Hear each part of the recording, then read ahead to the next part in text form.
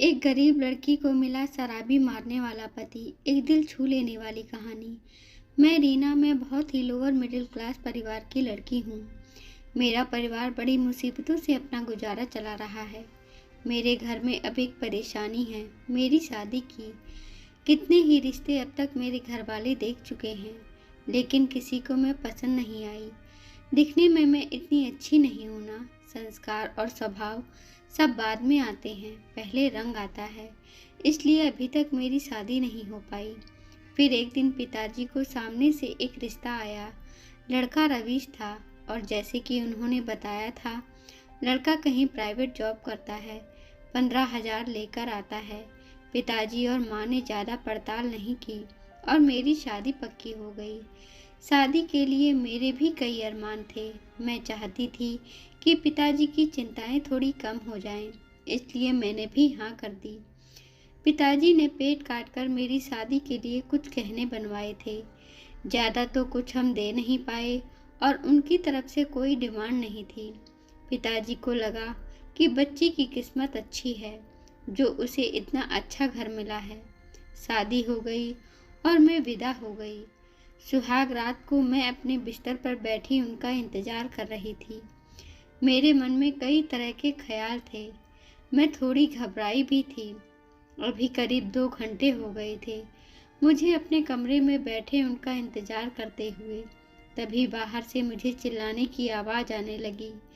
मैंने दरवाजे के पास जाकर देखा तो रवीश और उनके पिताजी में बहस हो रही थी। मुझे लगा कि दरवाज़ा खोलकर बाहर जाऊं, लेकिन मैं वहीं रही।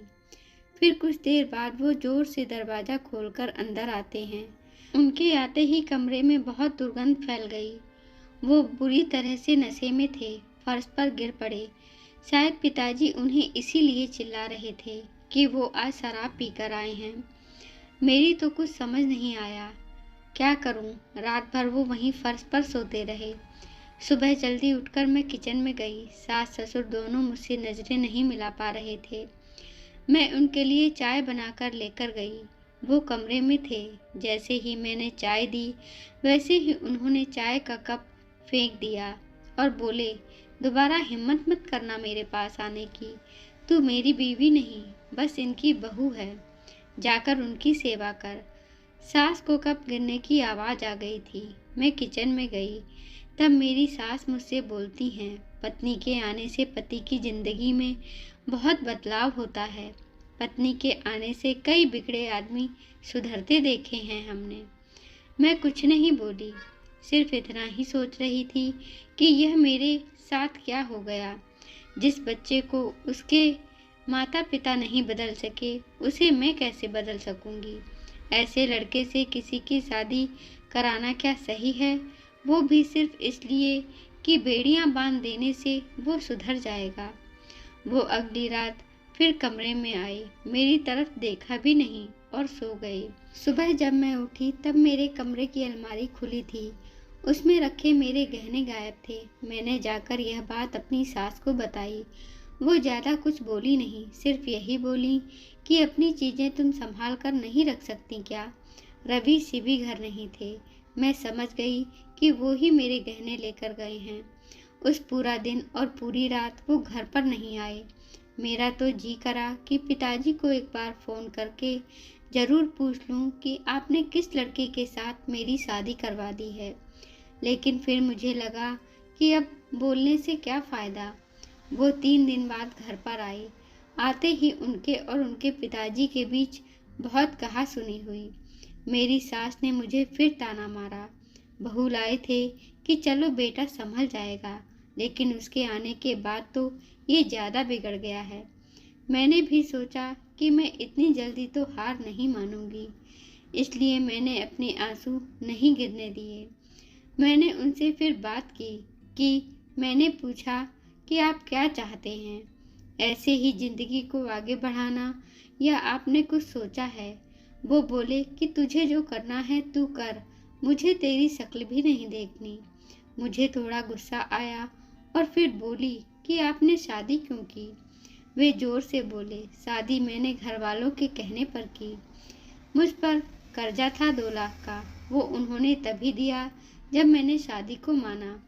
फिर मैं बोली, तो फिर आपने मेरे गहने भी इसीलिए लिए थे। बस मेरे इतना बोलने पर उन्होंने मुझे जोर से चांटा मार दिया। मैं जैसे शून्य रह गई।